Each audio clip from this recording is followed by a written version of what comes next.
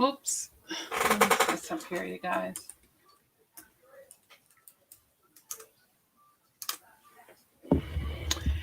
Hey, everybody. I promised you guys, I think it was like, what was it, last Thursday? That I would be on here soon. Just trying to log in here.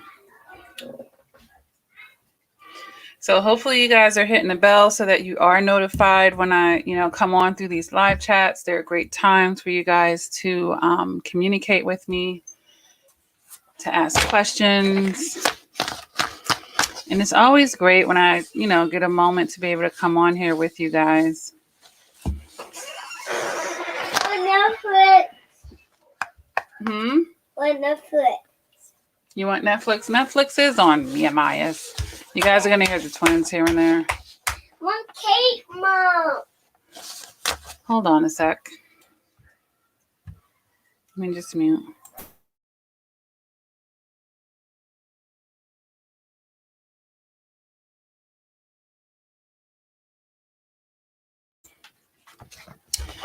So, this is a good topic to talk about in today's live chat, exploitation, as this channel does seek to increase emotional maturity.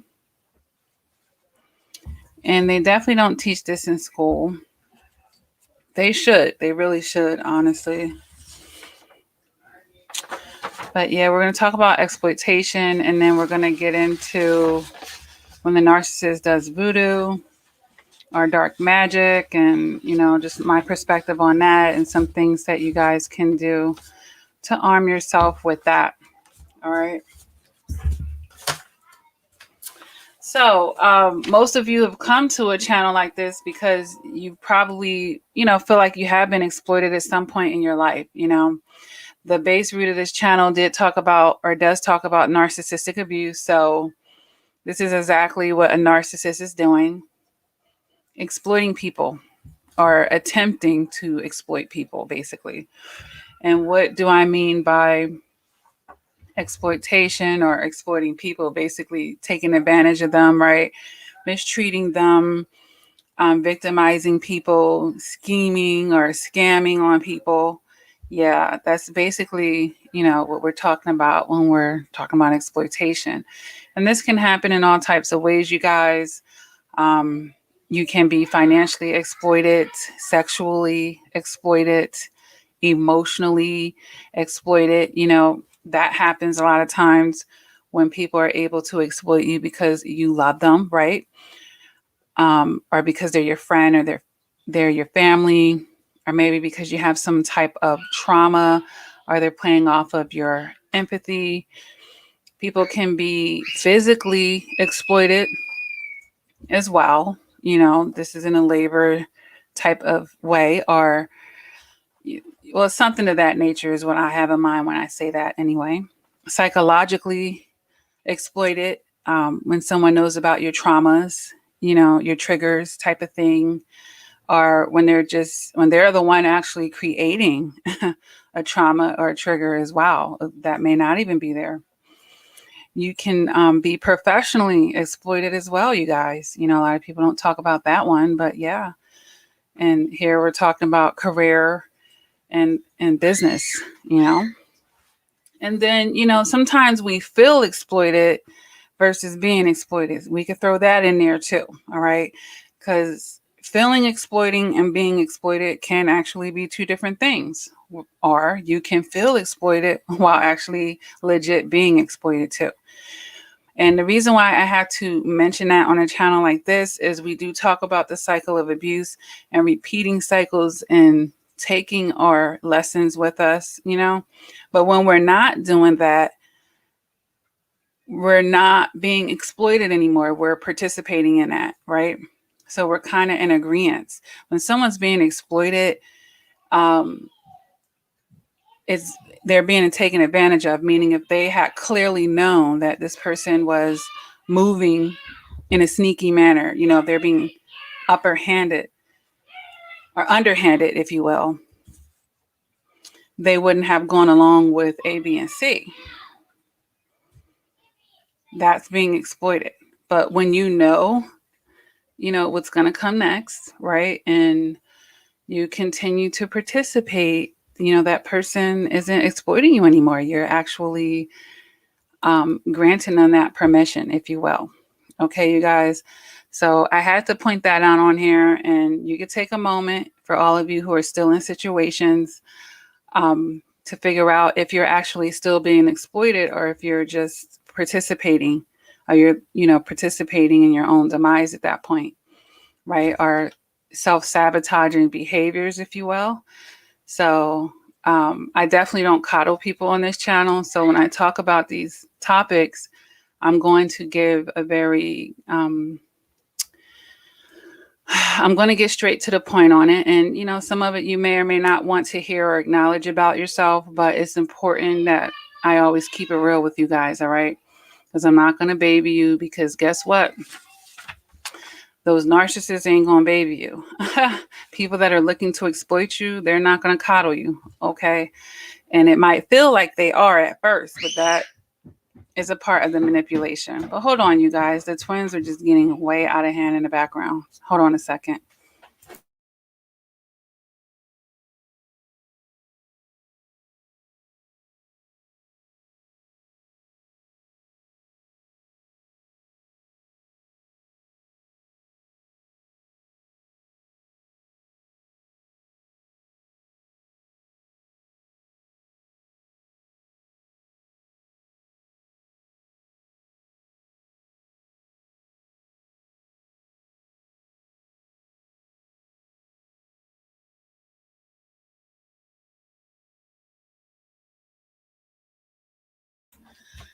Thank you for being patient with me. And oh yeah, before I even jump into this, you guys, thank you again for helping me reach the 25K. I meant to actually open up with that while I gave people a chance to make it into the chat.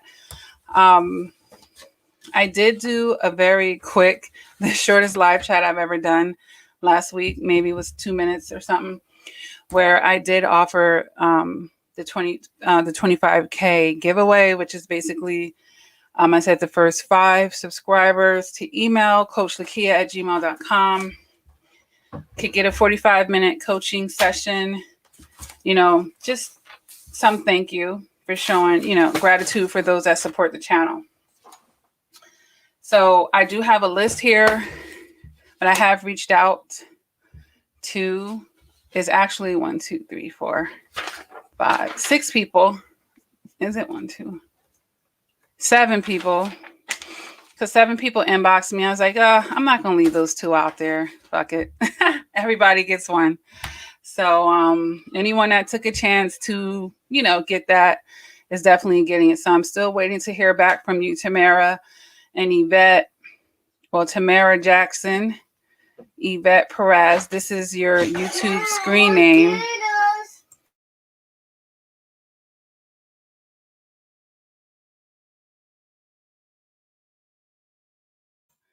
So yeah, Tamara Jackson, Yvette Perez, Tracy Lee, T. Cena, Tarsha, you're scheduled. We're scheduled. Intuitive Talks, and Lori Ramsey. You guys, I'm waiting for you guys to get back with your scheduling. Okay. But yeah, congratulations to you guys. And I look forward to my coaching sessions with you. But yeah, back to exploitation. Yeah. It sucks. It sucks because it's basically a form of betrayal. And betrayal never really feels good, to have to experience.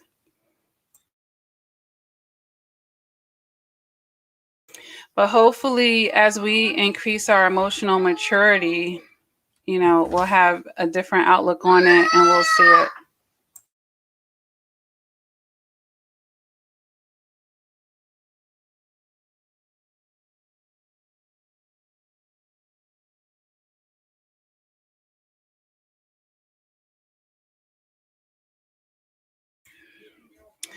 So,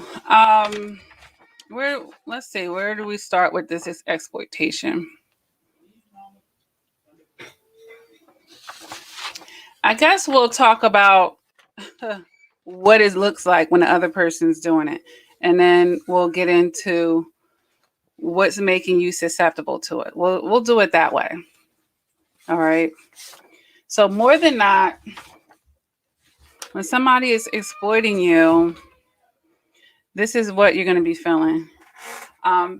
Chances are they're probably only interested in specific things, Yeah.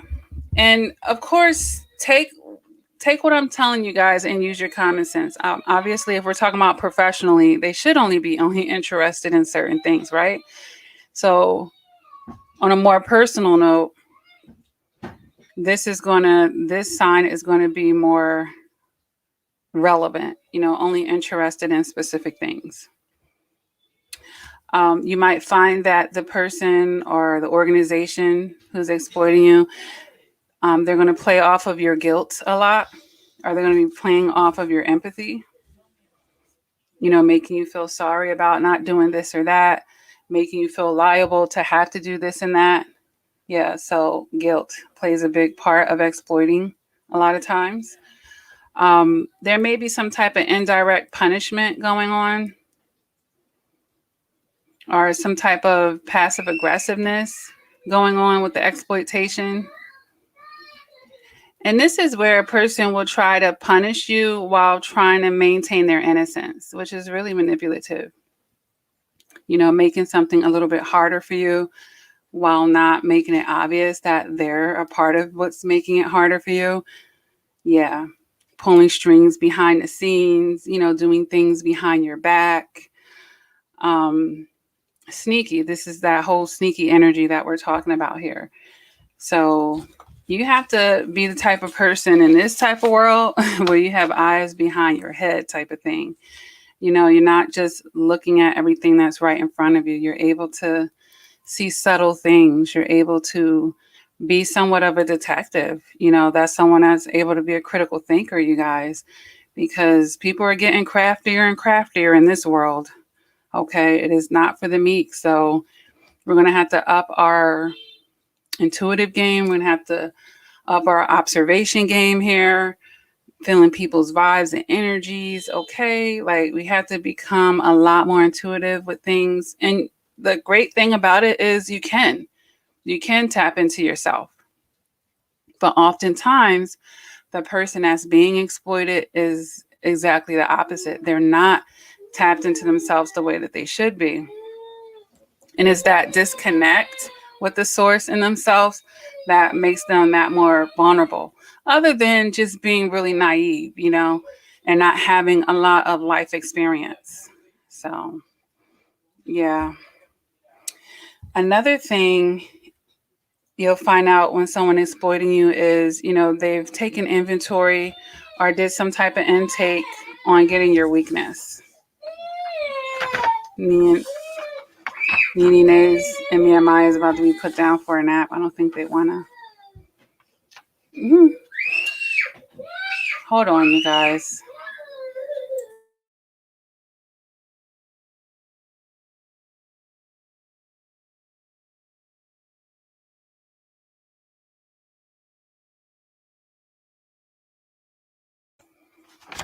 So, yeah, sorry about all of the here and there, but I have like a house full. But luckily, I do have my older children here and they can help with the twins. But yeah, it's not like mommy, right? So, yeah, this person is probably, done some type of intake with you to find out what your weaknesses are or what they would perceive your weakness to be, right?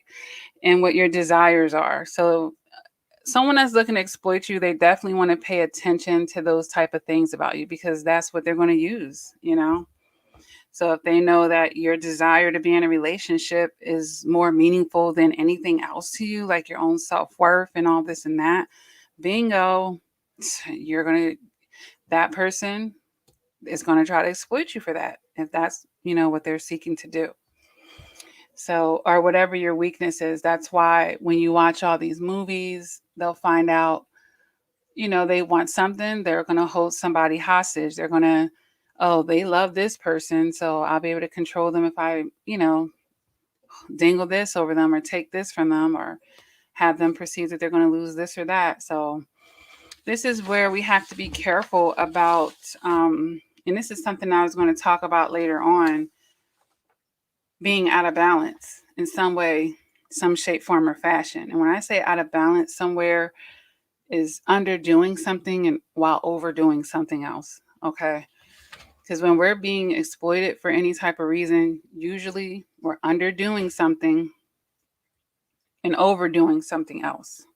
You know, you might be underdoing your listening and overdoing your telling.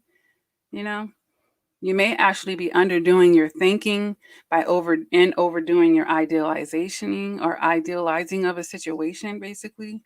You may be underdoing your protecting of yourself while overdoing your trusting of someone else. I just wanted to give you guys some comparisons of usually what's going on, what someone's underdoing versus what they're typically overdoing while they're underdoing, that other thing. And hey, Tony Fox, hashtag Harlem free, harem free, excuse me. I was like, I was about to say at quick glance, did you move out of New York? But you didn't say Harlem, you said harem. Hold on a second.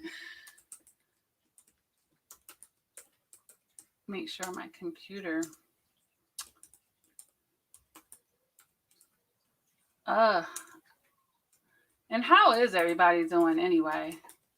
You hear all the commotion over here. You guys, I have been so freaking busy behind the scenes. Like legit going to bed exhausted every night. Like my family life has been a beast. And it's been that way for the longest of time. Seriously. Aw. And Tony says, I appreciate you taking the time to do what you do. Absolutely. I appreciate being able to do it. You guys have no idea. It helps me and benefits me just as much.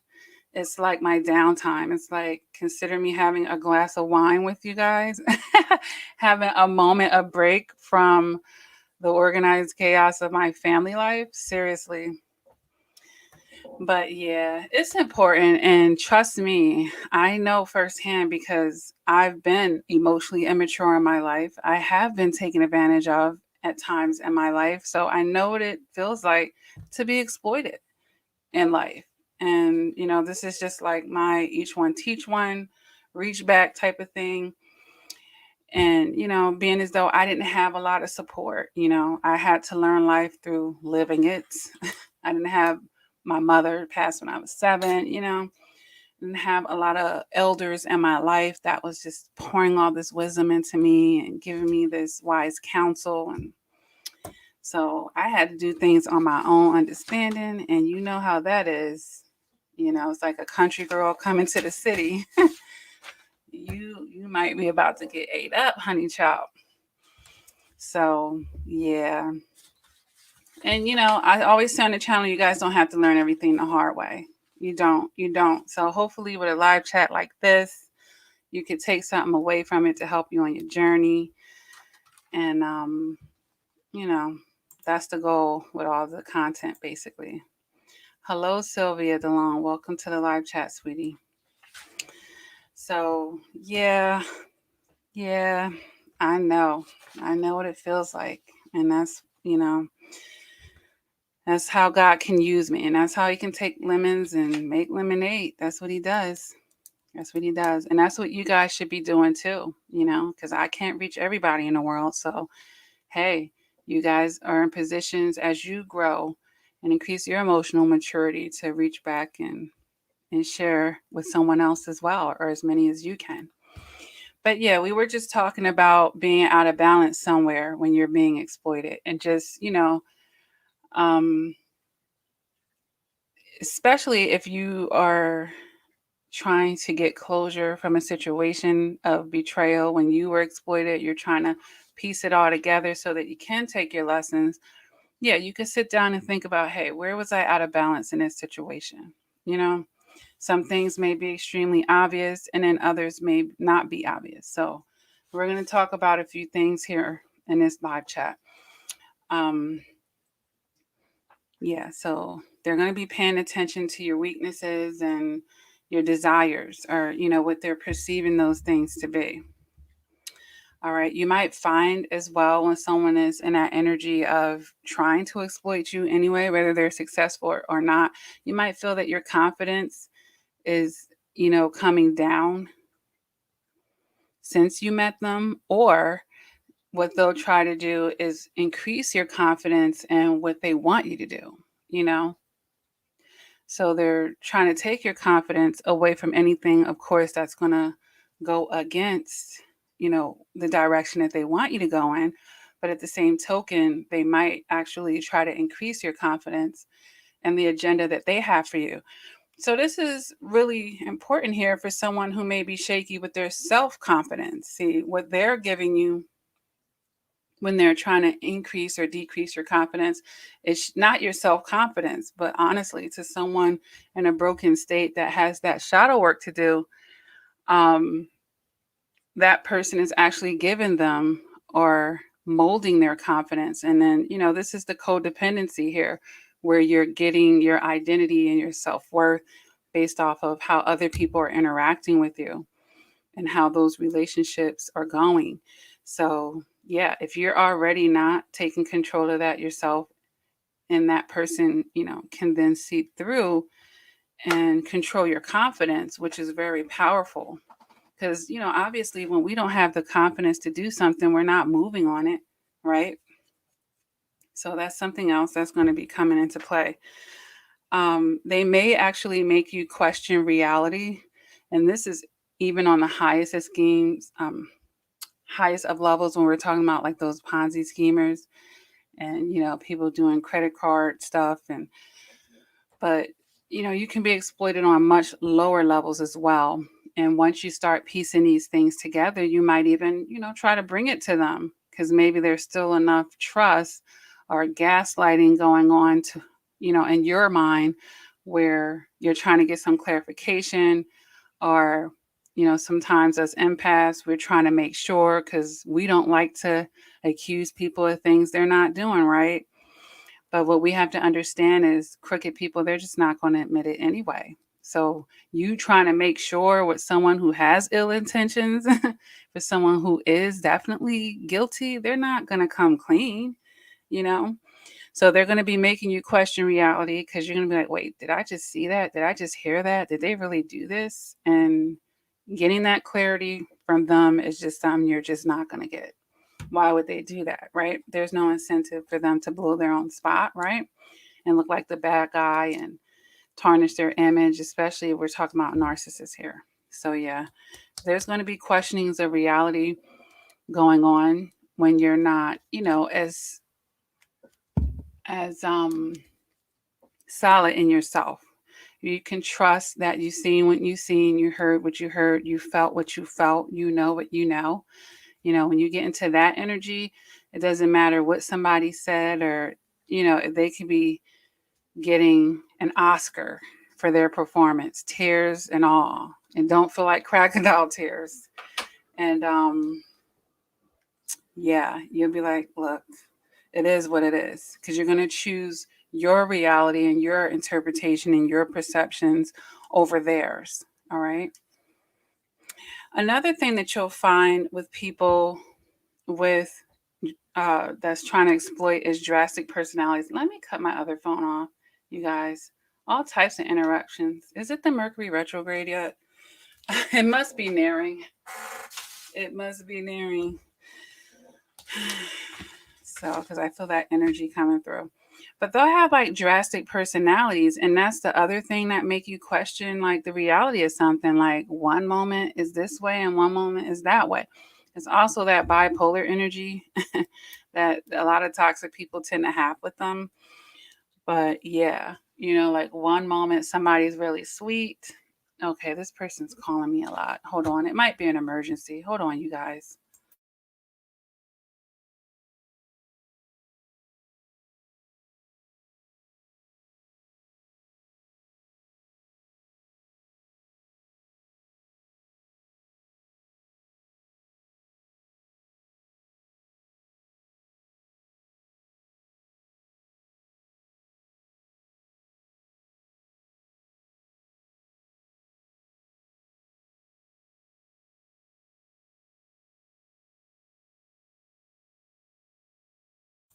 Hold on, you guys. Almost done.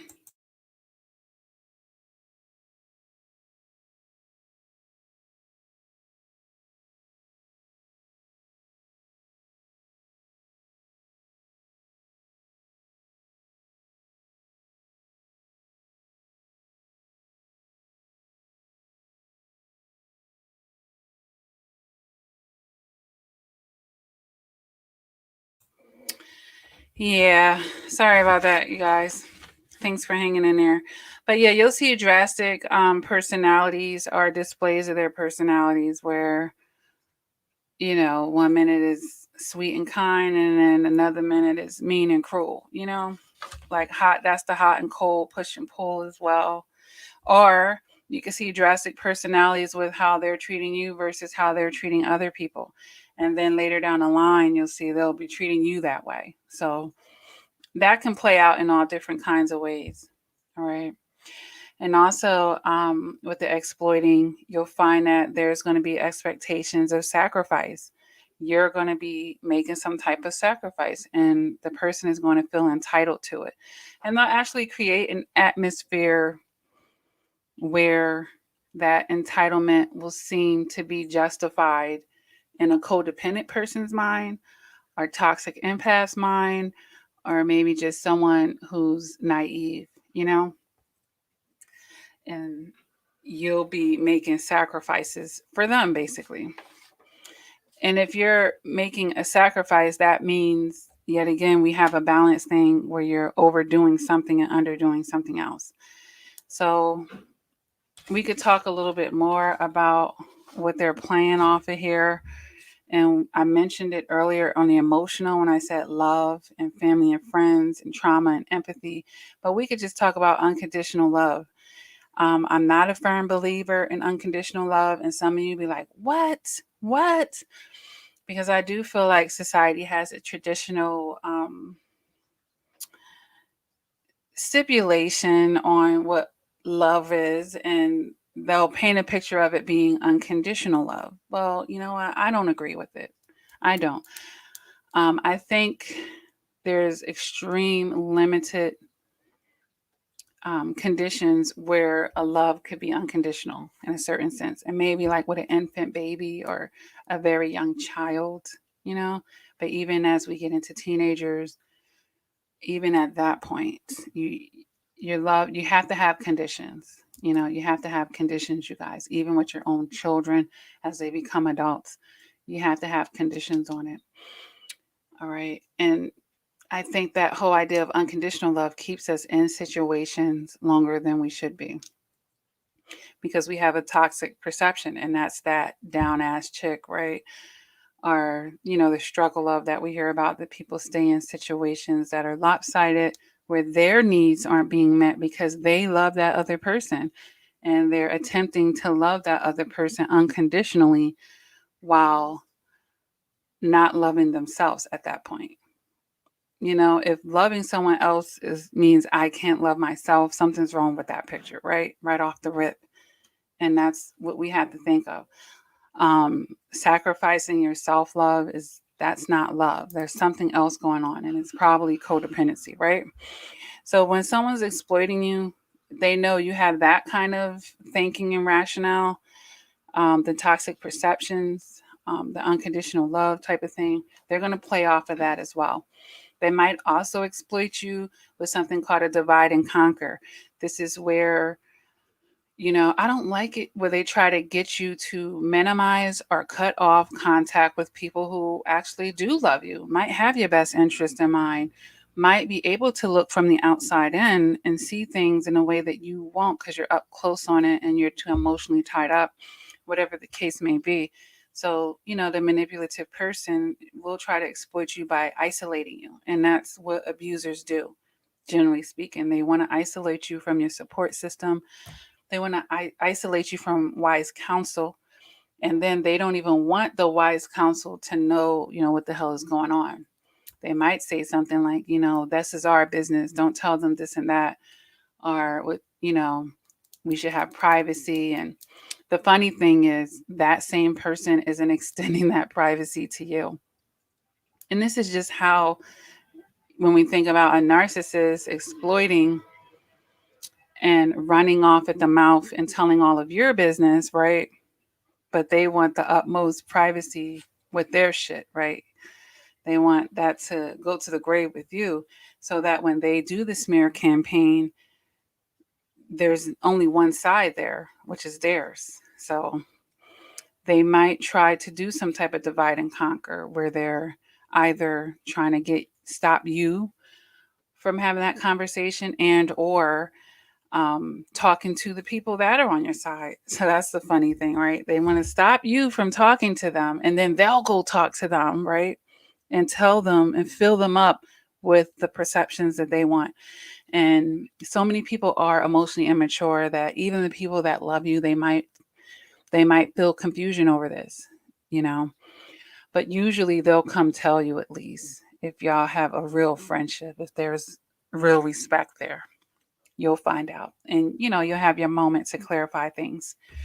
So yeah, the unconditional love, the divide and conquer. The other thing is going to be the bait and switch, because a lot of people say switch and bait.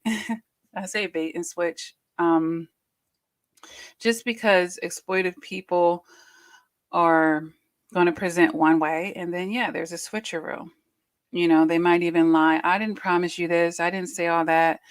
Try to gaslight the expectations or the outcome that they promised of a situation, you know, and it could go for anything. If they told you they wanted to get married, never told you I was looking for anything serious. It could be anything like that, you guys. But, baiting it to what you want, and that's knowing your desires and stemming off of your weaknesses or anything like that, right? And then doing a switch. But once they're doing it with something that they're perceiving as your weakness or desires, this is going to be a trigger for you and usually sends a person on a chase, because if they figured out you desire something so much or you have a weakness in this area and they're using that thing, is usually going to be a severe trigger a lot of times, depending on where you are mentally and how healed you are and how solid you are in this. But nobody's perfect, so we all have some types of cracks in our foundations, all right? Because there's no perfect person, but it's just how big are these cracks, and how are people able to use that against you, and how are you giving people access to use that against you? Because they have to take an intake. There is something that you're going to be telling them, or even more so showing them in your behaviors, or maybe are you the kind of person on social media posting your whole life and all your feelings every other second? Exploitive people, they could just study your social media if you're that much of an open book. So just, yeah, there may be like a bait and switch type of thing. And that's where you thought you were getting one thing and you ended up with another, and not in a good way.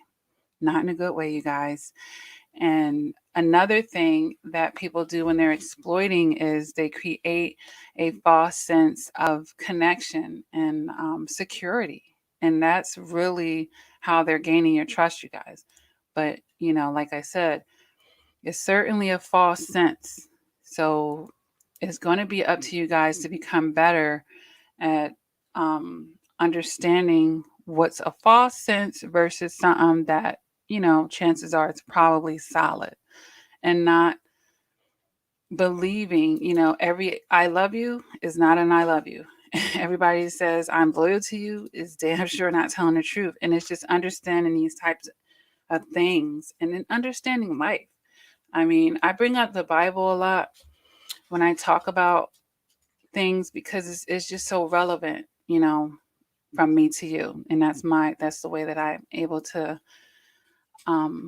make sense of things. And this is the oldest book that was ever written, right?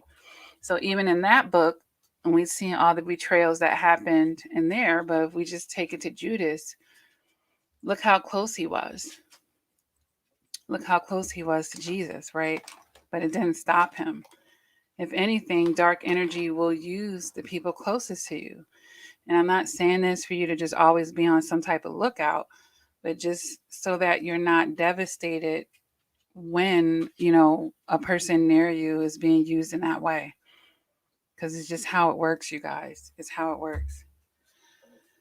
So the dark energy has to have some type of upper hand. They have to get in your circle some type of way. And that's why it's just best to try to hang around solid people. But it's just life, you guys. Live long enough. Live long enough and you're going to experience at least feeling exploited and definitely being exploited. It's just a rite of passage of the human experience. Okay. Someone's going to mistreat, someone's going to try to overdo their control in your life. All right. So, yeah, I wanted to take a moment to talk about, what you're probably going to be feeling when that person is doing this. So let's talk about what's making you ripe for that. All right, are things that you can be doing that's, make you more susceptible to this to be happening to you. Now, we already mentioned some things while I was talking about them because it just felt natural to mention it during then, but I'll just reinforce it. Just making sure you're not out of balance somewhere. And most of us are out of balance somewhere, but not to your detriment, because there's no perfect people, but just not to your detriment. And that's underdoing something while overdoing something else. All right. But at the root of it all, what's really going on when someone's being exploited? Here are some things that you're doing when you're being exploited, or you're going to have to be mindful about moving forward. Basically, you're not enforcing your rights.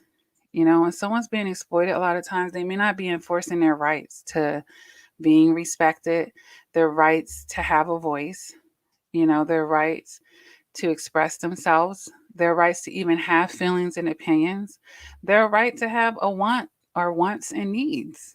Like, you have a right to enforce and express these things. Now, when you're enforcing and expressing it, they don't have to participate in it. They don't have to reciprocate you, but then you don't have to reciprocate them and continue to, dwell with them, right? So it's okay for you to put it out there, or, whether this is just how you carry yourself or what you're verbally, literally telling someone, you have a right to enforce these things. But the thing with exploitive people, like I said, with the bait and the switch is, they're going to pretend at first. That's why, it's best to not get too carried away in the honeymoon relationships, the honeymoon portion of a relationship. I mean, yeah, you can enjoy it, but understand that all relationships have a honeymoon phase. And maturity says, I'm more interested in when the honeymoon phase is over. That's going to tell me what I really have with you. Everybody likes things when it's fun and new, right? So, and then when we understand how narcissists think, and, new supply is definitely going to be more exciting to a narcissist who needs that stimulation, chances are. And, with along with enforcing your right to all these things, just understanding that in a healthy relationship, you can do this. It's a safe place for you to be able to do this. It's not going to feel like you're pulling teeth or uphill battle, or you're, asking for too much, you guys. So right off the rip, if you're not able to do this throughout the relationship, that's going to be a red flag there. And exploitation, of course, there's going to be a running theme of control there. So if you're not feeling comfortable enforcing these things, then, that speaks to someone being in a controlling situation. All right. And the other thing is, you have a right to set your own priorities. And this goes back to the whole guilt thing that I mentioned earlier, where people who are trying to exploit you want to force their agenda on you. They're trying to set the priorities in your life. But just like I said, they can set the priorities in their life. You have a right to set yours as well. You don't have to agree with it. And that's being strong enough to not, be in that codependent energy where it is what it is. You want what you want. Oh, well, maybe we're not equally yoked. Maybe we want two different things, or, I just don't even really want to be a part of this and that. Like, you have a right to set your own priorities too. just like you have a right to say no. Now, a lot of people, a lot of empaths, a lot of people who have, the love strings going on, you love someone, you care about them a lot, you see no as a bad thing. You don't want to say no to them. A lot of people have that. And just like we talked about unconditional love, this may be something that can kind of go under there as a subtopic where we don't want to say no. It's like we love them, we want to give them everything and da da da da. But just not at your detriment. Just not at your detriment. You don't want to be a fool for love.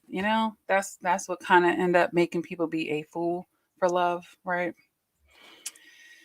So yeah, I've made videos or content on increasing your no game. So give me some time. I'll have to make a note of it. I'll tag one of those videos.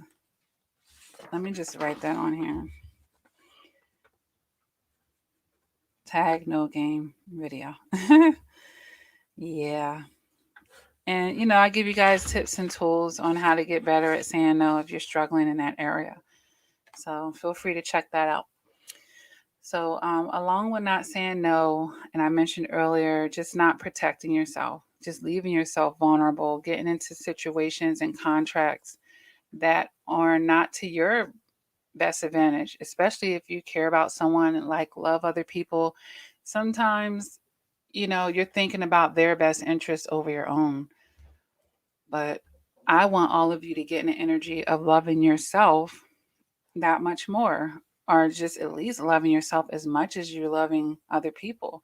Because in a lot of cases, it's not even that going on. And this is where you can say, well, I'm doing or putting up with things I wouldn't tell them to do out of my love for them. And then the question is, well, why is it okay for you to go through that? Why is it okay for you to accept it? All right. A lot of people get exploited by not creating the boundaries. And that's a part of being able to say no. It's a part of having some type of limits and not being a free for all. It's a part of creating your own happiness and healthy life and not looking for other people to create that for you. All right. Another reason why people are getting exploited a lot is they're not seeking wise counsel. Did you ask God first? Did you ask God first? I've been in situations where in the past where I didn't ask God first. And guess when I do ask him? When shit hits the fan, right? And then I'm going to go seek him and it's obvious the writing's on the wall, then no. And he might have already been telling you along the way that it was a no. But that codependency and just not wanting to hear that no, not wanting to delay what we feel like is a gratification, right? Of not having that connection or not being patient with our process, right? And then it just adds more heartache to us at the end of the day because it's still a no, whether we want to hear it or not. It's just an inevitable. We're just dragging out the inevitable. And I think I said this in another video.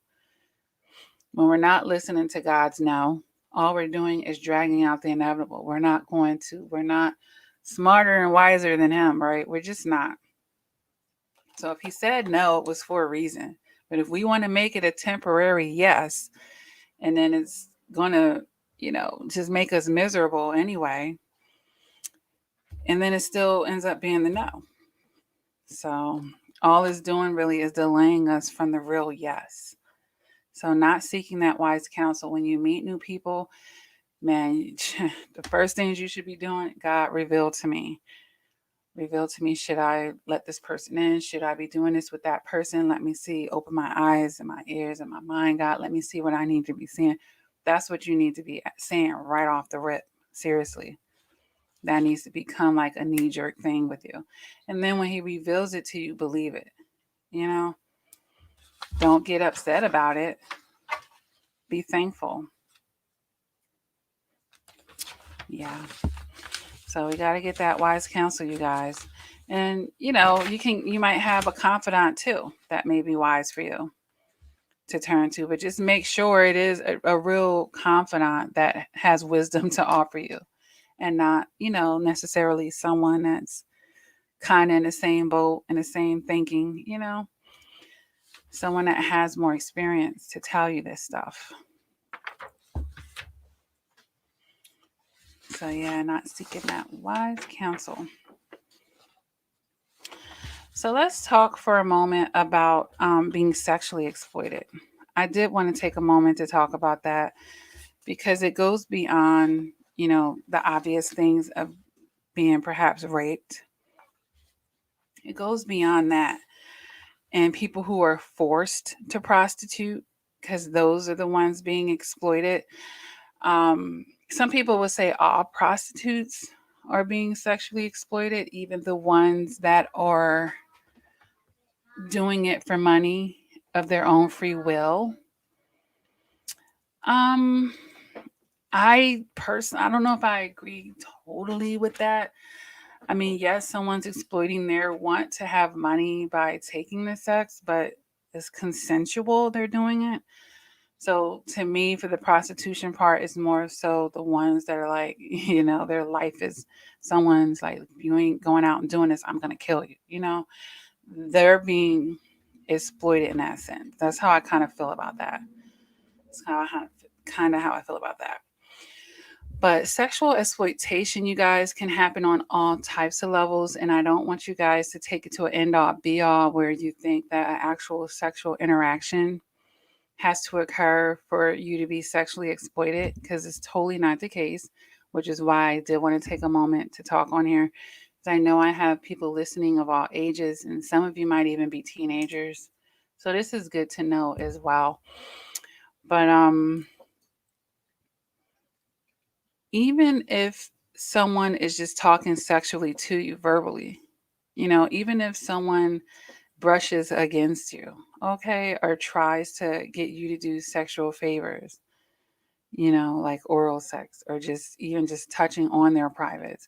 And it might not even be their privates, it could be their nipples on their breasts or just anything like that. That's someone trying to sexually exploit. If they're just trying to show you pictures of other people or videos of other people, that's sexually exploiting. If they've taken pictures of you, videos of you, and you have been intimate with them, and they're, I'm going to show these pictures, or, trying to blackmail you with this or that, that's someone that's sexually exploiting you right there. So even if someone knows they have like an STD and they sleep with someone, that's sexually exploiting as well, because they're knowingly, passing out these STDs. They're sexually exploiting someone at that point. And basically, with sexual exploitation, just like exploitation, period, it's just something that's not consensual, not something that you're welcoming. Someone asks you for their phone number, your phone number, and then they're just inboxing you dick pics, or they're private and stuff like this. That vulgar behavior, that's actually a form of being sexually exploiting right there. Peeping toms, people that may be trying to watch you when you don't know, watch you undressed, and that type of behavior right there, that's also sexually exploiting. And the pictures and the videos, like saying they're going to post them on some revenge mess, like I said earlier, that's exploiting as well. Trying to make you view images, trying to intimidate, all types of stuff. Hey, Sharna. We're just here talking about exploitation because it happens. It just happens on so many levels, you guys. It really does. Parents could do this to children when they get older, and you feel like you might have to put your whole life to the side to take care of them. It's a lot. It's a lot.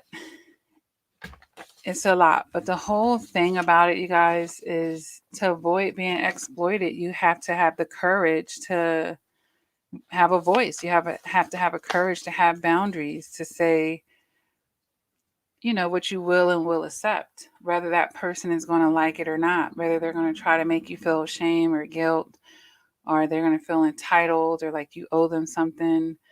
No matter what it is, you guys, the key to not being exploited is to try to slow your roll with people. Get that, talk to God about who you're letting in, and move carefully. You got to move carefully with that. And I'll just say this too, the best of us, with all of this being taken into account, the best of us with all the wisdom in the world, it can still happen. It really can. It really can. So what I'll say with Jesus, he kind of knew these things were going to happen, right? But he just knew it was a part of his story, and actually that God was going to use Judas's transgressions to benefit the bigger picture. And that's what God can end up doing in situations where the betrayal is taking place. So the worst thing that you can do is just take that hit and then fall into a corner somewhere and give up. Let them steal your zest, your comeback. So does anybody have any questions? We're approaching the hour mark here. Does anyone have any questions on the topic, or any questions about just anything related to this channel? It's fine. I'm going to open the floor for that.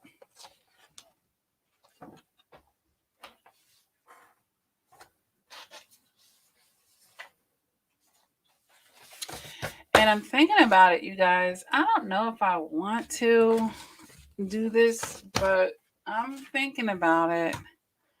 What is this? Hold on a minute.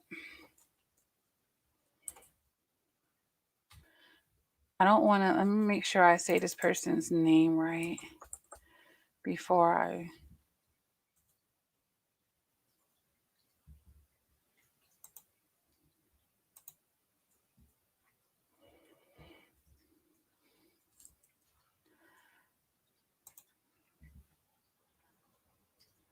So the comment section is open. I'm just on another screen, you guys, looking up somebody.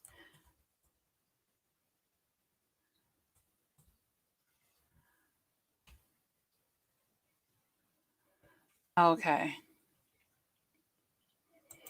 I'm thinking about possibly doing a video on my thoughts about Kevin Samuels. Maybe I may. Maybe I may.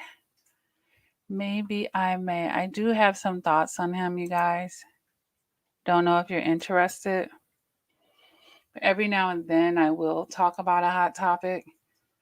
It's not like the nucleus of my channel.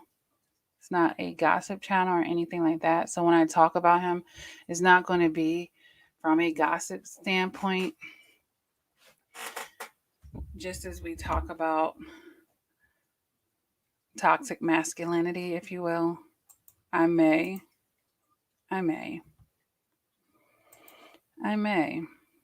But I think I need to watch some more of his content, because the things that I know about him is outside of his content. So he's like some relationship coach that has been in the media lately. He gives advice to women on how to get a man, basically. But his advice may come off very misogynistic, if you will.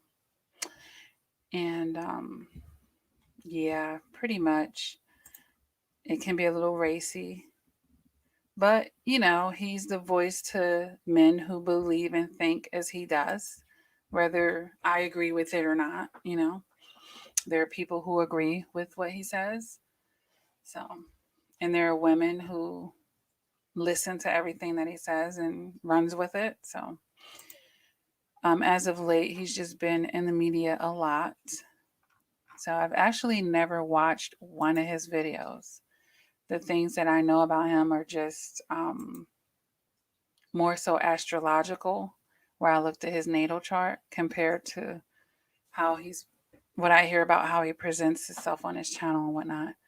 But I feel like I need to watch some more of his content, I guess, if I can stomach it based off of what I've heard so far to get a better idea.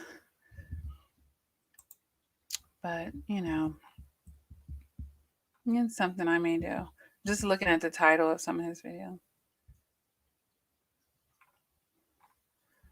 So we'll see. We'll see. But what I know so far about him is very contrary to what he presents to the world. So it's pretty interesting. But Angela, the Whisperer, says, yeah, lots of men teaching that and how to abuse women at different levels. Yeah. Welcome to the age of Aquarius, where pretty much anything goes, There's someone out here on YouTube for everyone. My channel is trying to get people away from abuse, and then there are some people who are pushing that agenda. So, yeah, I think I may address him on this channel. I may, but I have to listen to more of his content first because I'm not, ignorant about things. And I'll be fair. I'm not just trying to bash somebody, but yeah. So it looks like I'm scrolling through the comments here. I don't see any questions on today's topic.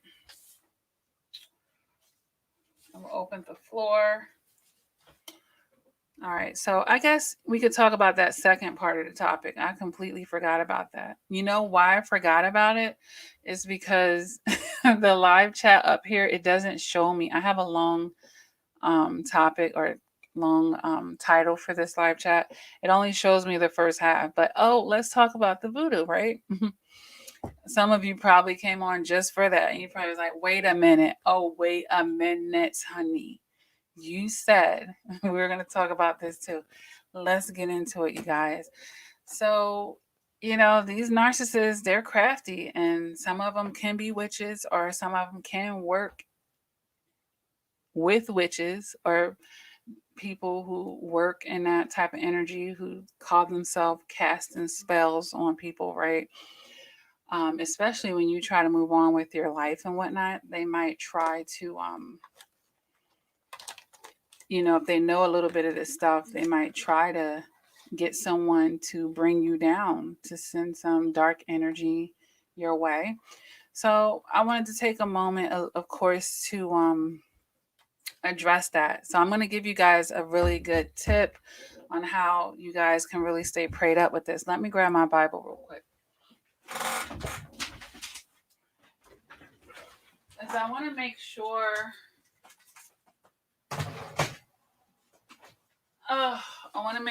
you guys, that I'm giving you the right verses here. Okay. So here's the thing. If somebody is sending you, if you feel like someone's trying to curse your life, curse your family, curse your children, curse your household, anything like that, I'm going to give you some powerful words that you can say to help keep you protected and covered here. Okay. When it comes to the world of dark magic, you have two options. You can, we'll say three. You have three options. You can try to do this dark magic yourself. You can get somebody else to do dark magic on your behalf. Or you can go to God. Okay, of the three, going to God is awesome. And I always try to pick the path of least resistance. Okay, so if you're going to go to God, you guys, he actually deals with this type of stuff in the Bible. Did you know that? He does. So I'm going to give you the Bible verses that I recommend all survivors say on a daily basis, whether you feel like you're being attacked or not. Because I'm always about preventive. And it's so much better to stop things before they ever even form than to have to work things away after they've already started attacking you. Okay? Yeah. Yeah, because trust me, these dark energies, they come from all types of walks and different cultures, you guys are more into this than others. So, yeah. But in the Bible, you guys, if you go to Psalms chapter 23, that is going to be, let me type it in the chat. I'll type it in the chat. This is the one. I'm going to just type it here in the chat.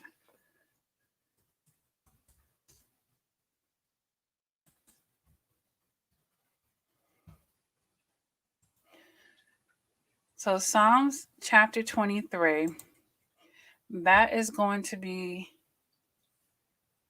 the verse that you're going to read to keep abundance flowing into your life. So that's the one that you need to be like literally starting your day with. Shoot, you can end your day with it too, okay? Because understand, this is what people don't understand about the Bible. Actually, these verses, these are spells too. They're just positive ones. These are positive spells. And that's why God says there's life and death in a tongue. He understands that words are powerful, you guys. Read this chapter and watch and read it with your heart, along with continuing to build, of course, your relationship with God. But read this to keep that abundance flowing. Now I'm going to give you verses to send back dark magic that are in the Bible.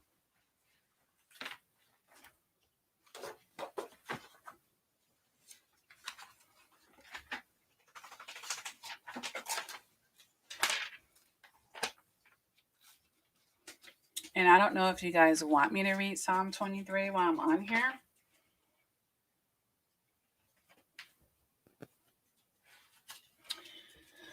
So, I mean, it's not a long chapter.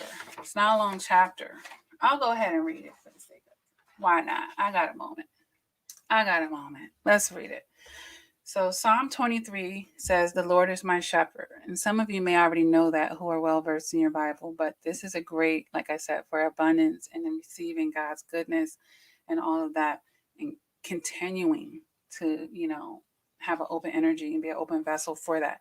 So Psalm chapter 23, "The Lord is my shepherd." I'm reading the English Standard Version, not King, James or anything like that, because I think it's just more plain spoken.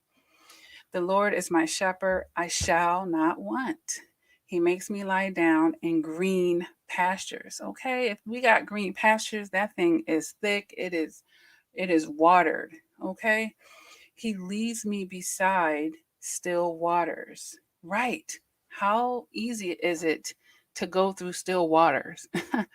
Try going on the ocean and walking to the end of it with all them waves. You're going to get knocked around.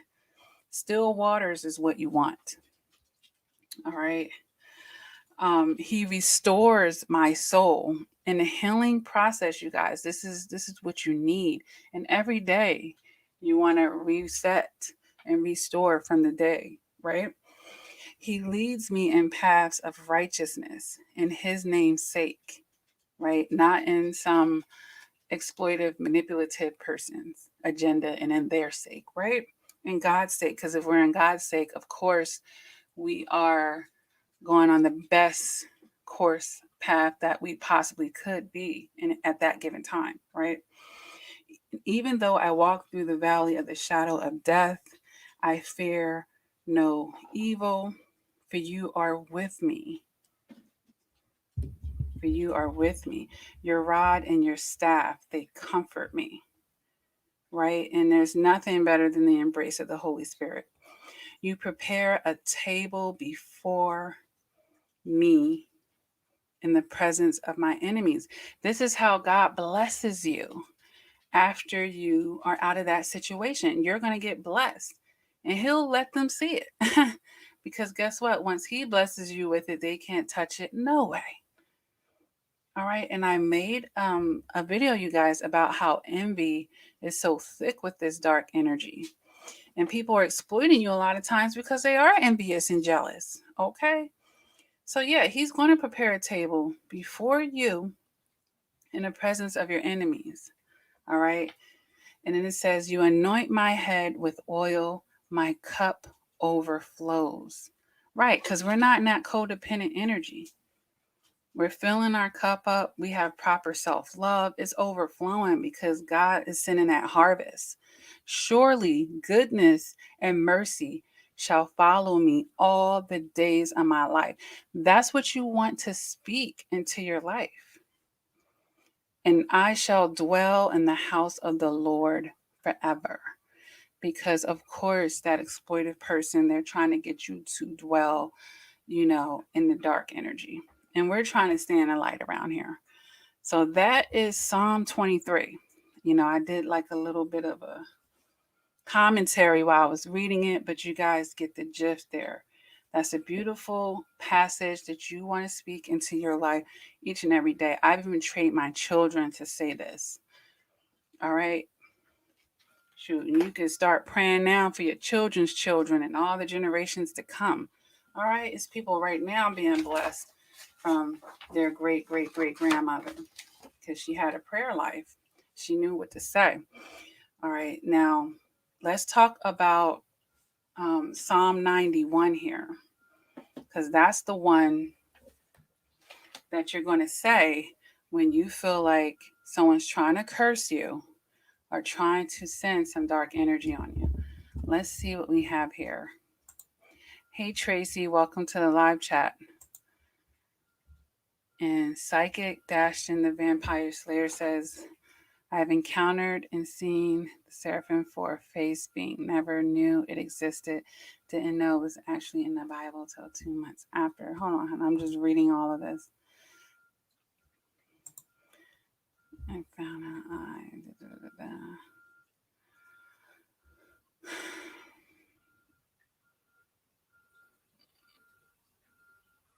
Okay. I think I see a lot of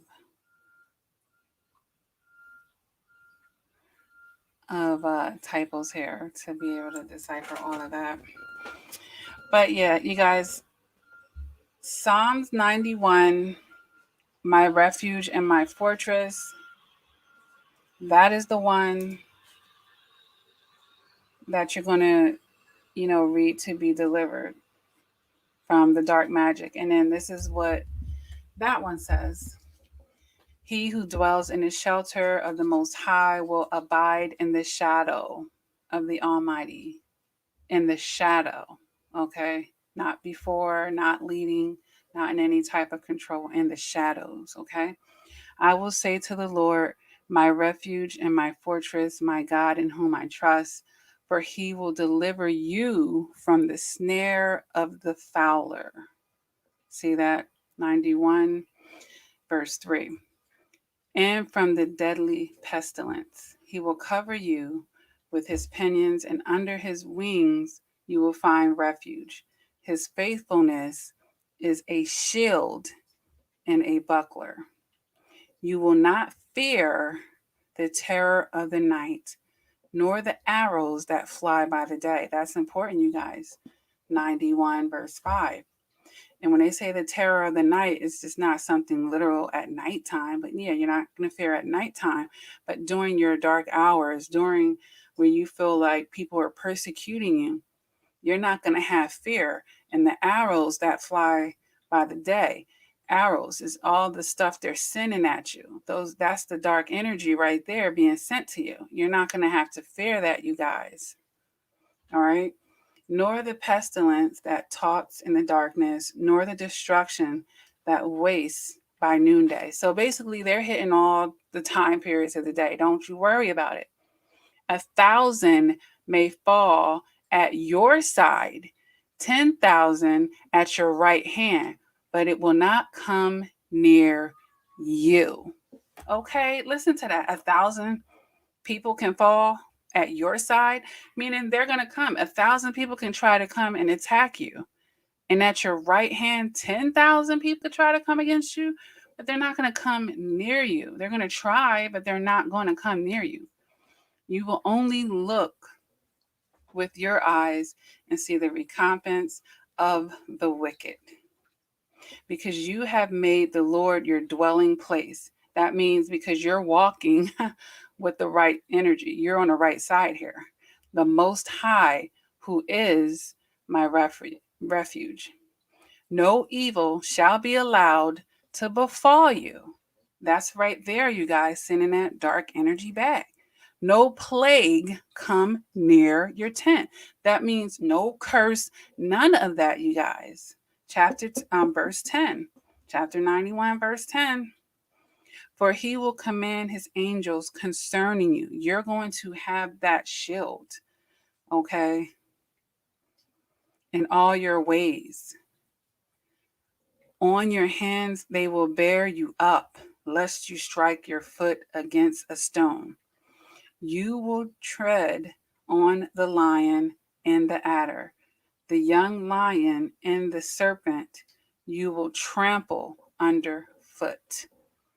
Okay, because he holds fast to me in love, I will deliver him. This is, God is saying, because you hold fast to me in love, I'll deliver you and I will protect you, because that's the next thing. Because he knows my name, because you have a relationship with me, because you know who I am, I'm going to protect you. And when God says you know him, that means you have a working relationship with him. When he calls to me, I will answer him. So that's when you call out for his help, he's going to come. I will be with him in trouble. I will rescue him and honor him. With long life, I will satisfy him and show him my salvation. Bam. That's it right there, you guys. Chapter 91, that whole chapter. You need to be meditating on that and saying that. And that's how you get God involved. I mean, there's other things that you can do to help if you feel like, this energy is spiritual cleanses and things that you can also do in cooperation with this. But you definitely want to stay near those two Bible chapters for this. One, to keep that abundance coming, and the other, to send it right on back. But yeah, you can work with some other things. You guys know that I always talk about sage here on this channel, but there are things that may be going on that is stronger. It's going to need more than that. And that's why you want to bring the word into it. And I even have here in front of me a piece of paper of something that I write down quite frequently. And writing and saying stuff, it just makes it that much more powerful. And we learn that when we talk about manifesting. And this is what I wrote down on my paper. No weapons. And then actually this is a Bible verse that deals with this, about weapons not being prospered that are formed against you. That's something else that you can get into. I'll put that down in here as well. But I put no weapons formed against me, my kids, my life, my household, my future, my blessings, my abundance shall be formed or prosperous against me. And that's something that I'll write down quite frequently, as what I speak over my life. Some of you may need to spiritually cleanse your home or your dwelling as well. And you can do that beyond sage with some dragon blood. They even have dragon blood sage, but there's dragon blood stones or bricks that people will do, especially when they first move into the house, to try to spiritually cleanse old energies out of there. So it's just something to kind of look into. I mean, along with the Florida water on the floors and cleaning walls, some people will anoint their own house by taking olive oil and putting crosses here and there, blessing their own house. You can do that as well. Sea salt, negative energy does not like sea salt, you guys. Mopping with a little bit of that. Some people even keep a little bit of cups of sea salt into the corners of their homes. Some people will do that as well. When I take spiritual showers, I'll use sea salt as well. When I'm washing down my body, not like a crazy amount, but yeah, you can use that to help. It's like, to me, like I said, first of all, they don't like the sea salt. But second of all, it can be it's just you manifesting like that soul tie away, like cleansing it off of you, basically. It's one way to do it. Some people use lemons as well. I mean, there's all types of, if you guys want to get into it, there's all types of little baths that you can do as well, things to like cleanse off energies.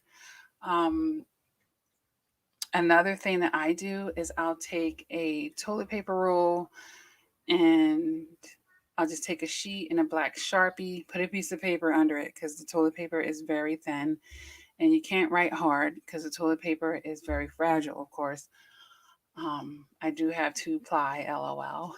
But even with that, write on it, I release negativity from my life, or I release poverty from my life. Write these things on the toilet paper, flush it down the toilet, you know.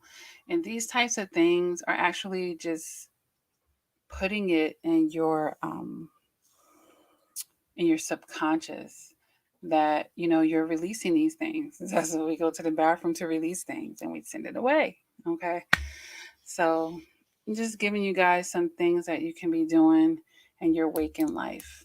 Um, I put a lot of positive words around me and phrases. I've done things where I took lipstick and wrote on mirrors positive things.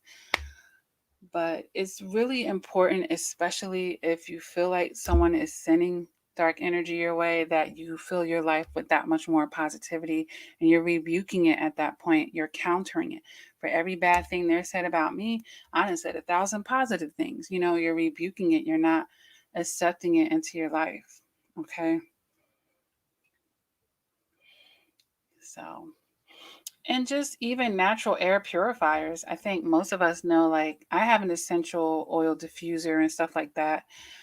And you can even use a cool mist humidifier. That's my little hack, my essential air diffuser hack, where you can put lemon drops and stuff that can purify. Hold on a minute, you guys. I have a phone call. Let me just see what it says real quick.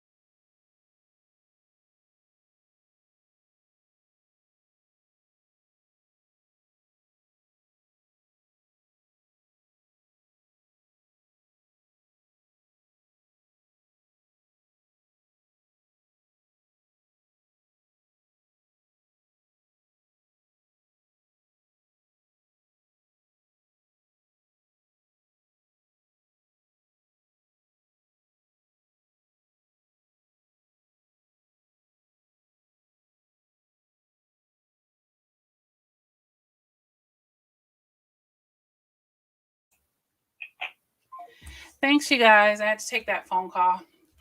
But yeah, there's all types of things that we can do to, clear our energy and all this and that. I mean, I love decorating. Like, it might be time to like redecorate or repaint or anything that you could do, beautify.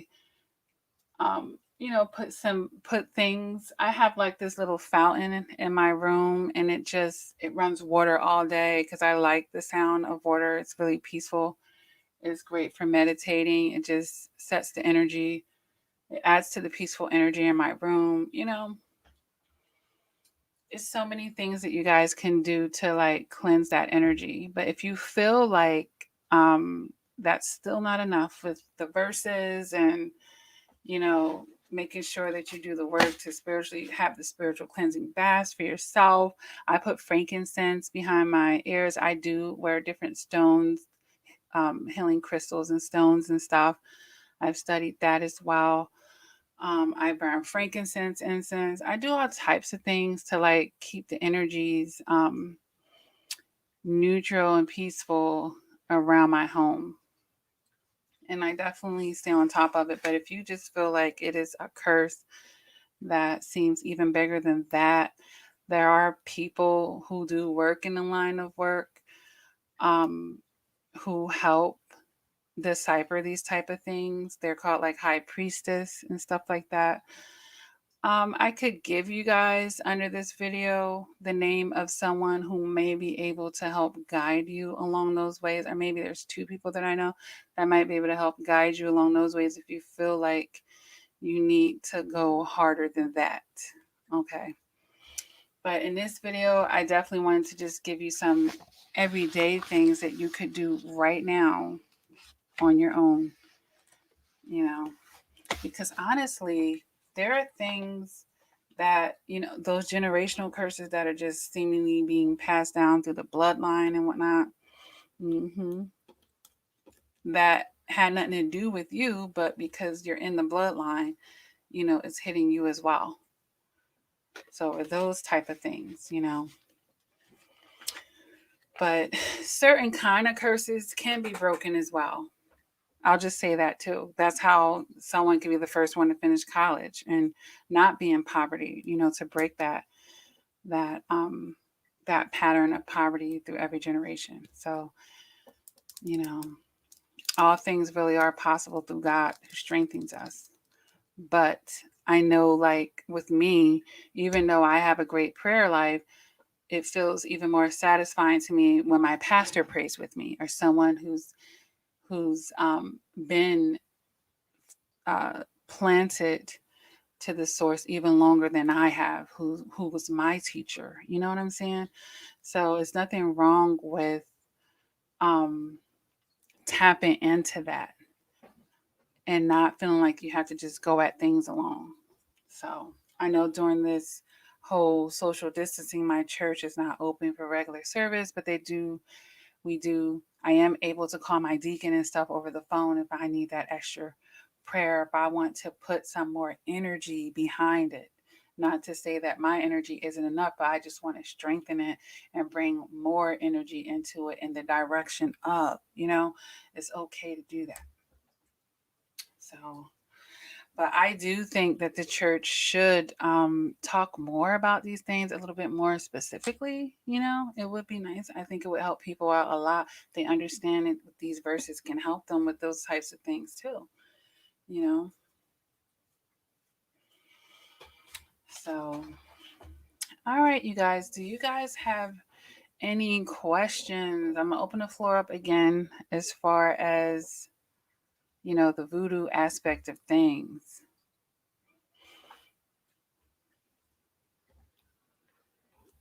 So, but yeah, I mean, when you're talking about this type of thing, you have to just be so careful, you guys.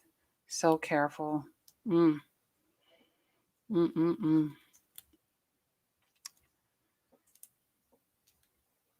Mm. Because it's real. It is real. It is real. Like just like you're a vessel for this, they can be a vessel for that.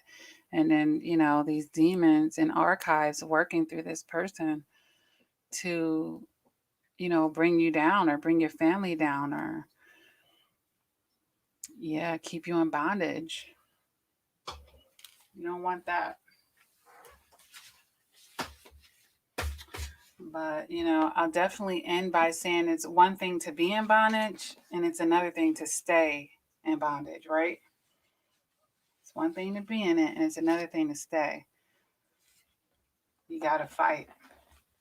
But just knowing how to fight is the first step, because some of us don't even know what to do, because good intentions is just not enough at that point. You have to have some type of spirituality to you at that point, and you have to know how to tap into that, okay? Because it's not going to just stop because you're asking it to. Hey, Anne-Marie.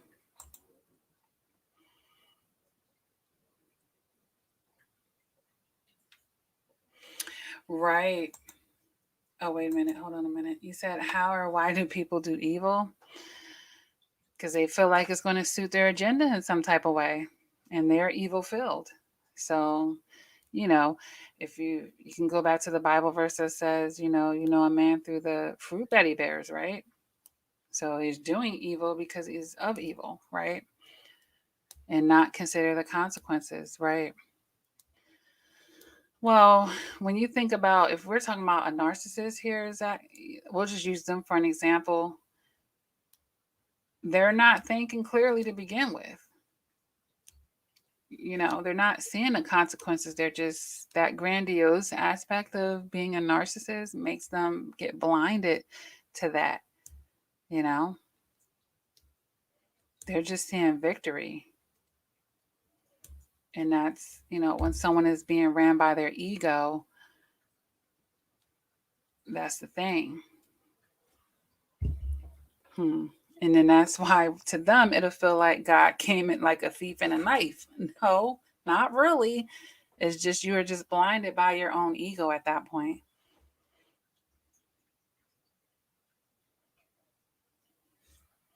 That's not true. That's not true. She said it's like they get rewarded and everyone ignores their wrongdoing. That's not true. But what I'll say is the people that are ignoring it, psychic dashing, are probably the people who are in sync with it, And that's why, God said to be in the world, but not of the world. So if the world is ignoring it because, they're moving one type of way, it might feel like it. It's not that it's being ignored per se. It's being condoned and celebrated even because that is being of the world. I mean, there's Bible verses that talk about being loved by the world, and if you're following God, you may not be loved by the world. So, yeah. You can just take that to the celebrities at that point. But all right, you guys, we're approaching an hour and a half here. It was great to come in and talk with you guys. Yeah. Yeah. Everyone will have to answer, but you just stay close to your source. You have to stay close to your source. And this is the best way. That's why I had to give you guys those Bible verses. You don't have to go get your hands dirty per se. I'll put that in quotes where you're going out and trying to pull people in to do this and that. No, you can take it right on to God. Beyond just a prayer to Him. Read those Bible verses. Take it right on to Him. And He'll take care of it. Just make sure you guys are continuing to take your lessons with you so that, so that you're not repeating cycles. But understand that new level, new devil is a very real thing. They're not going to stop coming for you just because you figured out that one angle. They're going to try to find another angle. That's why life is a classroom where we're continuously working on ourselves and expanding our minds, because nobody knows it all. None of us will ever know all of it, but we can continue to grow. But new level, new devil is a very real thing, you guys. A very real thing. And what people don't understand is the devil is not coming in an obvious way. It's not going to look like a devil with red ears and a long tail. This person is going to look like, you know, everything that you ever wanted. It's going to look like your knight in shining armor. It's going to look and feel, you know, it's going to give you that illusion, you know. And this is what we talked about earlier about that false sense of togetherness, the false sense of security, if you will. It's going to give you a false sense of it. And it's extremely false sense because it's like a sand, you know, and it goes right through your finger, or a mirage. Okay. It's so true, you guys. That's exactly what that narcissist was, right? A mirage. And that's what it is. But they're trying to get you close enough to step off the cliff because the mirage is at the cliff and they want you to go over it, basically. So it really is a spiritual warfare. That's what all of this is buckling down to. So you got to get that armor, you guys. You got to continue to sharpen your armor and sharpen it correctly so that, you know, you're ready. And maybe you haven't felt like you've won every battle, but you ain't going to lose the war. Okay. That means you might have took some hits, you know, somebody got over you here and there, but you know, if you're taking these lessons and everything, it's not all lost. You know, you're becoming wiser and stronger. All right. All right, you guys. So I'm going to go ahead and end this live chat if nobody has anything else to say. All right. So I'm going to say continue to do the work, you guys. Never, ever, ever give up on yourself. And until next time, please take care.